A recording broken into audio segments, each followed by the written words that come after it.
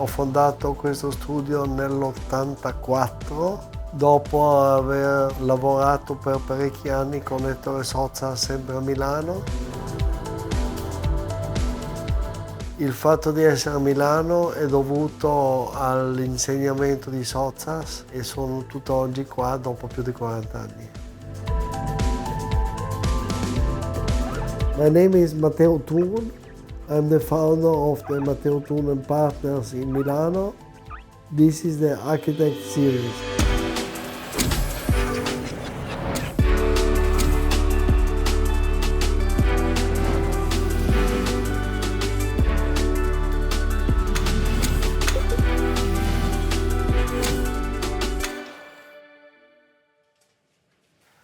Diciamo che la ceramica mi ha accompagnato fin da piccolo bambino. I miei genitori non avevano soldi per comprare dei giocattoli, quindi i giocattoli me ne sono fatti con la terra, con la creta, fino ad arrivare poi al 2010-2015, quando ho fatto a Montelupo Fiorentino con la Bitossi pezzi sul tornio. I più famosi si chiamano Venere Bianca, ma anche questi pezzi qua che sono fatti da Alessio Sarri a Sesto Fiorentino.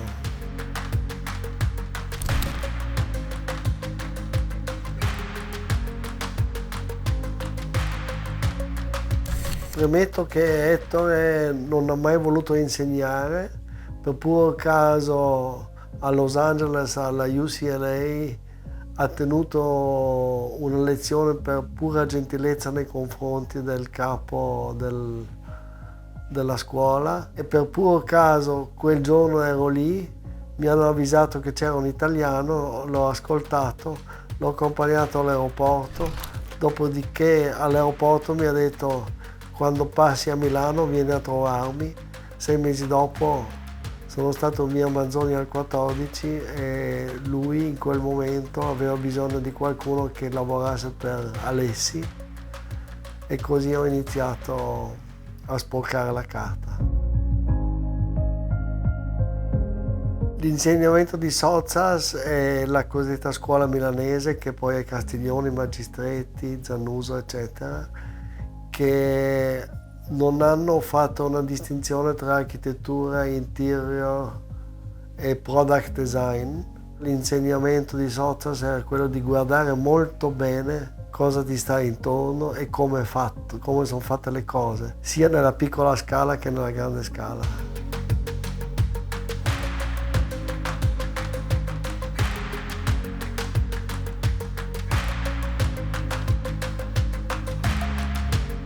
Mi sto convincendo, anche se Andrea Branzi era dell'idea opposta, che il product design industriale non ha tante similitudini all'architettura.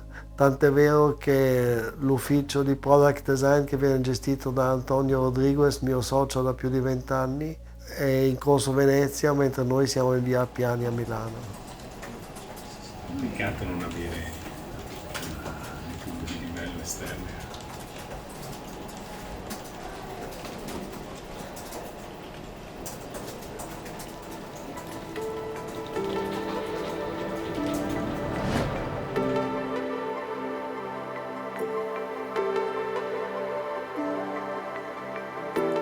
Io sono Antonio Rodriguez, sono spagnolo, vengo dalla Spagna.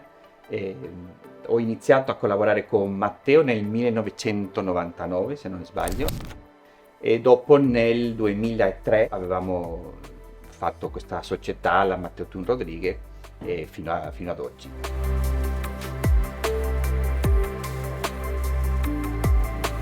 Matteo capiva tutto quello che io disegnavo, no? C'era una sintonia, fatto di togliere, lasciando sempre il cuore delle cose. Secondo me è molto importante. A me non piace mai parlare di minimalismo, noi non siamo minimalisti minimamente, no? Perché devi lasciare il cuore dell'oggetto, della casa, dell'architettura, di quello che sia.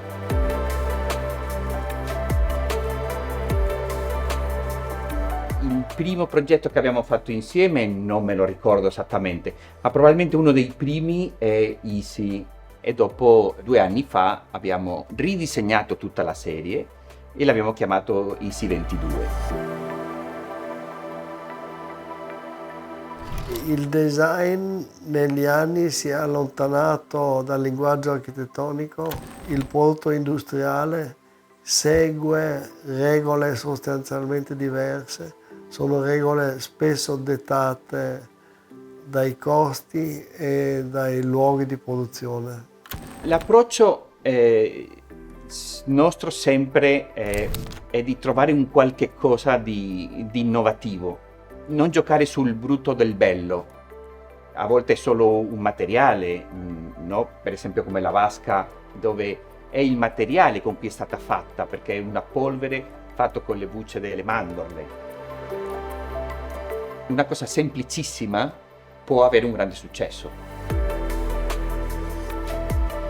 Forse uno dei progetti che rappresentano molto bene il nostro approccio del design è la bottiglia che avevamo fatto per Valverde. Se uno guarda la bottiglia dice, boh, è una bottiglia, niente di che. Ma dopo graficamente anche noi avevamo messo il logo che era dentro dell'acqua e in qualche modo siamo riusciti, perché Valverde, che era un marchio molto locale, oggi trovi le bottiglie di Valverde nei migliori ristoranti, anche le ho visti a New York o a Tokyo. Il linguaggio di product design è legato a una neutralità linguistica, a una semplicità e soprattutto a una atemporalità. Il progetto deve durare nel tempo e la sostenibilità vuol dire non buttare via quello che tu compri. Ci piace più parlare di conscious perché è molto più reale, no? Diciamo, non possiamo essere al 100% sicuramente sempre ecologici, ma tentiamo, siamo coscienti che dobbiamo andare in questa direzione. È un po' l'alternativa al concetto di sostenibilità, che è ancora più della sostenibilità, perché parte dal presupposto che tutto entra a sistema. La riqualificazione di un territorio, il recupero di un patrimonio è una parte fondamentale del progetto, non solo una buona architettura, ma anche un approccio consapevole. E quello lo tentiamo in quasi tutti i nostri progetti, addirittura anche nella progettazione dell'ultimo yacht che è stato presentato al Salone del Mobile. Tutti i materiali che ci sono all'interno sono riciclati o riciclabili o naturali. A volte tutti e tre, no? La pavimentazione è fatta con una moquette che noi abbiamo fatto da rete di pesca e bottiglie di plastica. Un'altra cosa molto innovativa, sicuramente anche nel settore della nautica, è che fuori, che di solito tutta la pavimentazione veniva sempre fatta in legno di tè, dato che noi non piace molto usare questi materiali, avevamo proposto il sughero, che è un materiale che ce l'abbiamo qua nel Mediterraneo, no? La produzione è enorme, è leggerissimo, è molto resistente al UV, non scivola, non riscalda come il tè e alla fine sembrerebbe che è stato un grande successo.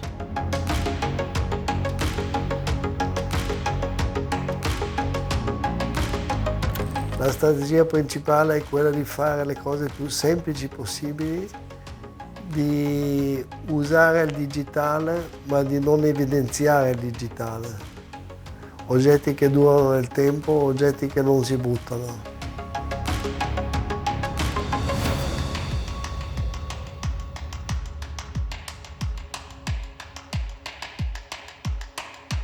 Il restauro, riciclare, riportare ai giorni di oggi, che sia il Mulino Mandelli a Treviso, che sia Langham, è sempre la storia che comanda e non la pura innovazione. Penso che il futuro in Europa soprattutto è legato al recupero di manufatti storici e si farà sempre meno architettura nuova da zero. Il progetto di riqualificazione dell'ex Mulino Mandelli è a 2 passi dalla città di Treviso. Si tratta di un progetto di nuove residenze e servizi pubblici. Il progetto prevede il restauro e riqualificazione dell'edificio storico del Mulino, che è un edificio ad oggi abbandonato, che ha avuto una storia molto complessa ed è stato utilizzato fino al 1900 come mulino per la stoccaggio e produzione del grano. In più ci saranno nuovi volumi realizzati nel terreno adiacente al mulino. Quindi è un po' un mix, una sintesi tra riqualificazione di un patrimonio storico esistente e realizzazione di una nuova architettura.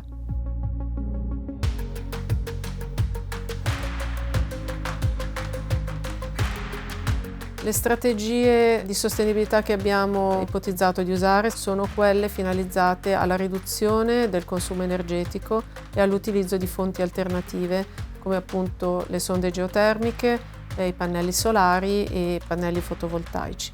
Non solo, c'è un altro tema che spesso consideriamo, è quello innanzitutto di studiare l'esposizione solare degli edifici per ottimizzare l'illuminazione naturale e anche di studiare da subito nella fase di progettazione dei sistemi di ombreggiamento. Abbiamo studiato questo sistema di pergole che ha lo scopo di proteggere, ombreggiare gli edifici, oltre che ovviamente di creare degli spazi aperti, direttamente utilizzabili, immersi nel verde e nel giardino. Cerchiamo di costruire degli appartamenti che comunque devono convivere con la natura, immersi nella natura, dove il verde comanda e non l'architettura.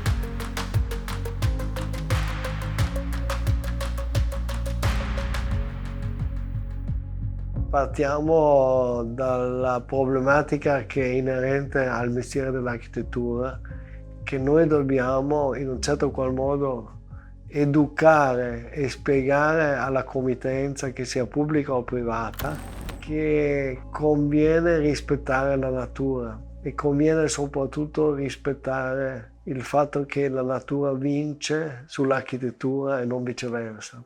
Questo non è affatto polemico, ma è un dato di fatto che noi non apparteniamo alla generazione dei star architect che antepongono il loro ego all'eco, noi anteponiamo l'economia e l'ecologia all'architettura. Arriva prima la natura e dopo il resto.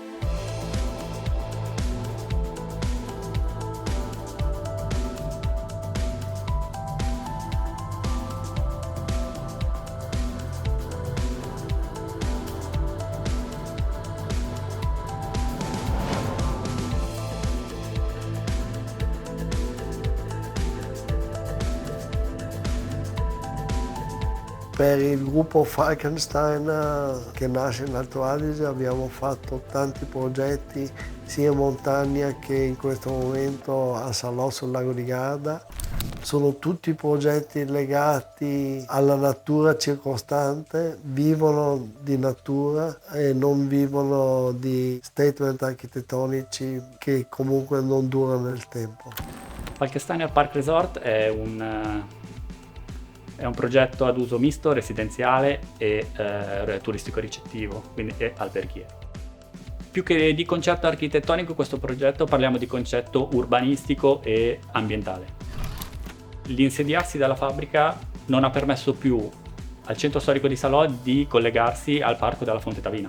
Il nostro intervento è stato quello di ridare alla città quella parte di territorio e ricucire quello che era il tessuto urbano tra la città e il parco della Fonte Tavina.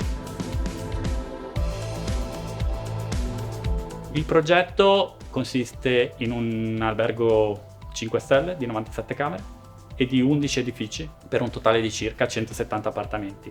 E anche in questi edifici il filo conduttore del progetto è stato sempre questa ricerca di vita en plein air, quindi di relazione sempre col parco della Fonte Tavina e col parco che si viene a creare attorno a questi edifici.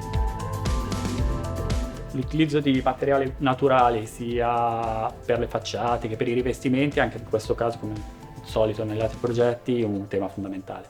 E il tema dell'artigianato e di andare a cercare materiali comunque locali è stato comunque un tema molto importante. Abbiamo utilizzato materiali naturali per le facciate del legno, per le facciate degli ultimi piani e per i rivestimenti dei tetti.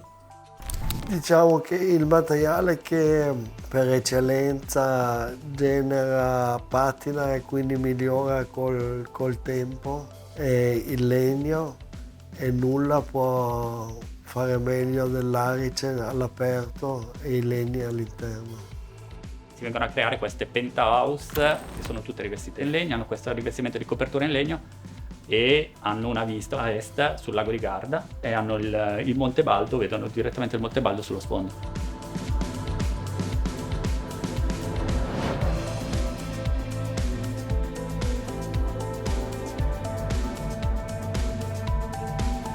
Il progetto per il nuovo JW Marriott a Venezia è collocato sull'isola delle Rose, Sacca Sessola.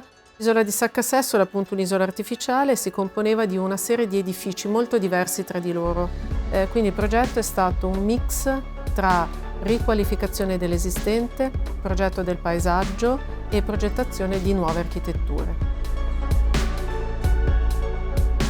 Abbiamo cercato fin dalla prima ora un dialogo efficiente con la sovrintendenza che ci ha aiutato moltissimo, e abbiamo salvaguardato i muri facendo all'interno dei muri storici una casa che viene staccata, si chiama box in the box. Quindi nella scatola storica abbiamo inserito una scatola moderna. Questa scatola moderna è staccata di mezzo metro circa dall'esterno. L'idea è quella di mantenere le murature esistenti, le porzioni storiche esistenti, restaurarle in maniera conservativa senza alterarle, mantenendo la loro patina, la loro stratigrafia storica e andando a inserire nuovi volumi all'interno di queste murature, quindi quasi proprio come una scatola dentro alla scatola.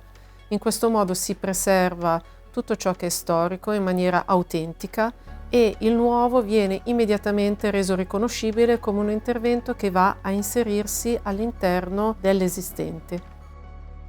L'idea è quella comunque di non imporre un linguaggio, in quanto è comunque la storia che comanda e non l'architetto progettista. Abbiamo deciso di utilizzare materiali locali con un riferimento ovviamente alla tradizione e al patrimonio culturale di Venezia. Il punto di partenza per noi è sempre il sito, quindi in questo caso per esempio abbiamo utilizzato dei vetri di Venezia, abbiamo fatto una ricerca sui tessuti, tutto l'interior prende in considerazione tutto ciò che fa riferimento alle manifatture veneziane.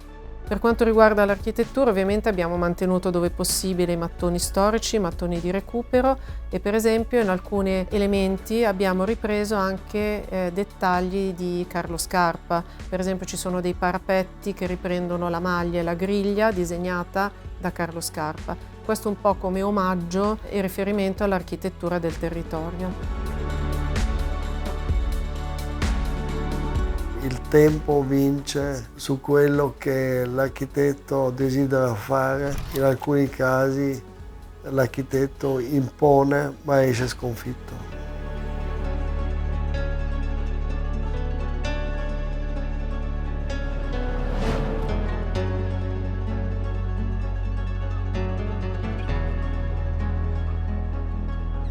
Il Camping Marina di Venezia è una realtà turistico-ricettiva differente da quelle che abbiamo già analizzato negli altri progetti. Quindi siamo all'interno di un camping di dimensioni elevate, siamo a Venezia, nella località di Cavallino Tre Porti, vicino a Punta Sabbioni. Il concetto alla base del master plan di questo comparto di nuovi bungalow chiamati Garden Villa è stato quello un po' di scomporre quello che era il bungalow tradizionale, tagliare, aprirlo e quindi creare una sorta di casa patio. Quindi il bungalow non si affaccia più sull'esterno, ma tutte le funzioni, sia del living che dalle camere che dal bagno, affacciano su questa corte interna, dove hai molta flessibilità e hai molta privacy soprattutto. A Venezia abbiamo fatto un campeggio dove oggi i campeggi sono delle villette intorno a un albero che genera anche ombra e quindi benessere. Abbiamo costruito una corte chiusa dove da un lato si dorme, dall'altro lato si vive e i bambini piccoli non possono scappare perché vivono intorno all'albero. È stato un comporre l'architettura all'interno dell'assetto dendrologico esistente senza andarlo a stravolgere, senza andarlo ad intaccare. La vegetazione in questo caso appunto viene pensata come parte integrante del progetto. Un accenno si può fare sui materiali, anche in questo caso tutti i materiali naturali, a partire dal rivestimento esterno, che sono delle doghe di larice semplicissimo, non trattate, che con il passare degli anni, come noi umani, hanno un'età, quindi ogni anno cambia di colore, cambiano di aspetto, ma vanno sempre più in linea con quello che è l'esistente, quindi adesso stanno diventando più grigi come gli alberi che sono all'interno del comparto, quindi è tutta un'armonizzazione di architettura e natura in un unico elemento.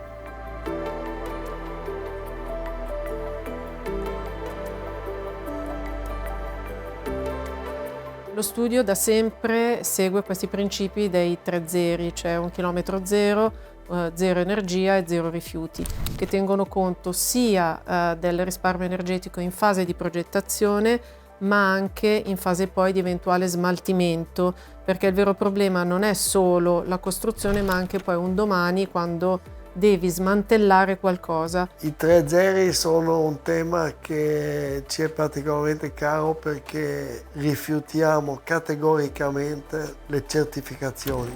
Crediamo che 0 chilometro, 0 CO2 e 0 immondizia siano 3 cose facili da ricordare, quindi portare materiali da un posto vicino, ridurre il più possibile il CO2 e poi gestire il ciclo di vita quando un prodotto o viene cambiato o viene eliminato.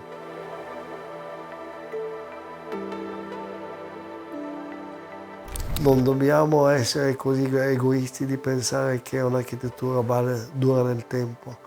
Magari dopo X anni si sostituisce o si integra cambiando le funzioni.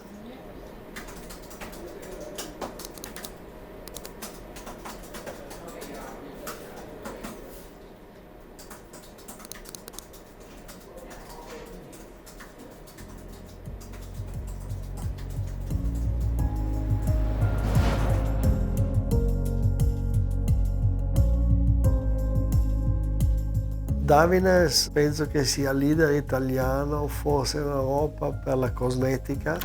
È una cosmetica che nasce dalla natura, quindi abbiamo pensato che il quartier generale che è lungo l'autostrada a Parma siano delle serre e non palazzine e uffici. Il concept nasce proprio dalla volontà di creare un villaggio, partendo da forme quasi archetipiche, molto semplici, fatte da materiali leggeri, trasparenti, per creare una nuova architettura che si sviluppa attorno a 2 corti interne. L'obiettivo è quello di avere un volume semplice che si integra perfettamente col paesaggio. La luce naturale, la trasparenza, l'apertura verso il paesaggio portano sicuramente benessere sia negli uffici che nelle residenze che negli alberghi.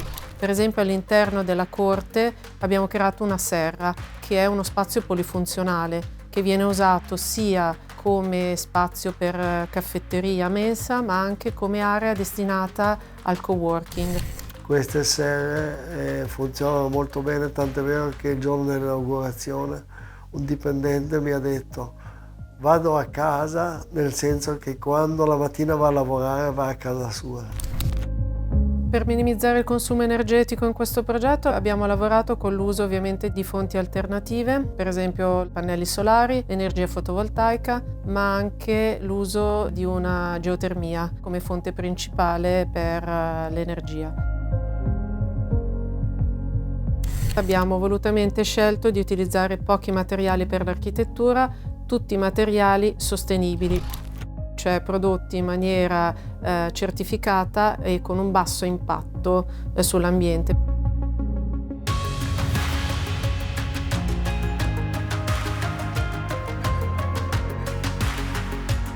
L'abbiamo approcciato soprattutto evitando pannelli solari sul tetto, in quanto il tetto come quinta facciata è forse la più delicata e non va contaminata, soprattutto nella pianura padana. Il tetto deve restare integro e sano. Per esempio abbiamo utilizzato un rivestimento in legno nelle imbotti interne, nella pavimentazione esterna e abbiamo utilizzato poi per tutti gli involucri, quindi sia i rivestimenti verticali che le coperture, lo zinco titanio. Sono materiali certificati, quindi prodotti da aziende italiane che garantiscono la filiera produttiva.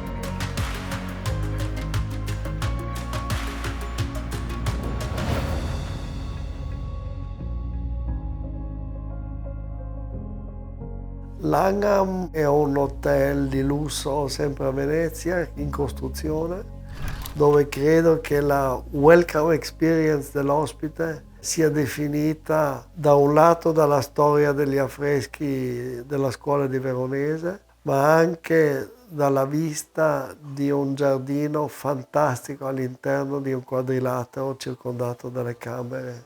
Tutte le camere guardano verso il verde interno.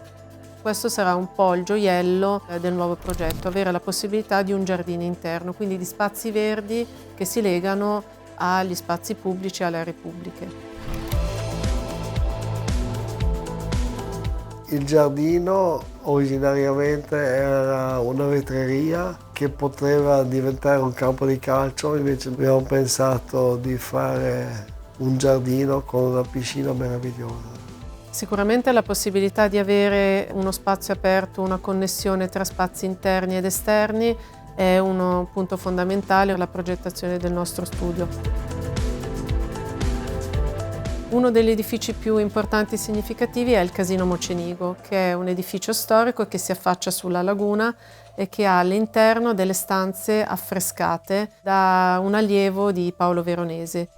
Gli affreschi sono preservati, sono restaurati e in queste stanze vengono collocate delle lobby.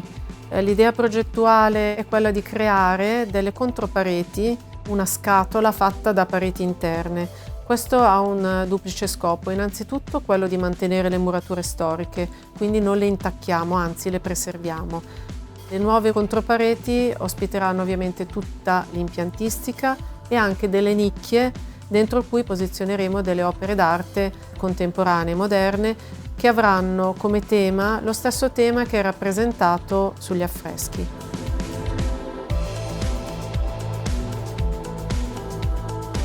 Abbiamo fatto diversi progetti a Murano, a parte dell'architettura degli hotel, e noi come prodotto stiamo facendo tuttora oggi e abbiamo fatto dei vasi.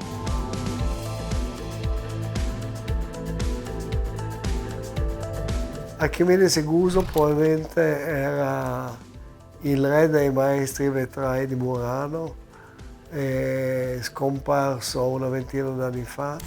Ho avuto l'onore di fare con lui i primi vetri per Tiffany, ma la cosa più affascinante è quando mio figlio piccolino, il numero 1, all'età di 3 anni mi ha accompagnato in vetreria, lui l'ha preso sotto braccio e ha detto: quale animale ti piace? E lui ha detto: il cavallino. Lui, senza chiamare la piazza, da solo gli ha fatto un cavallino che non so dove sia.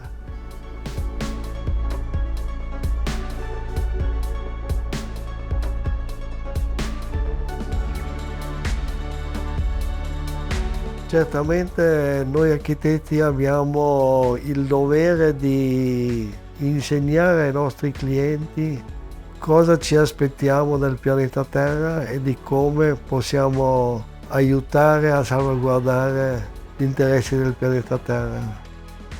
La consapevolezza è la base di tutto, ma non la presunzione di poter risolvere i problemi.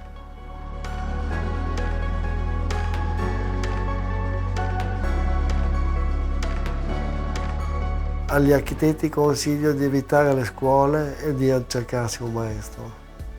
Come Giotto è andato a Cimabue.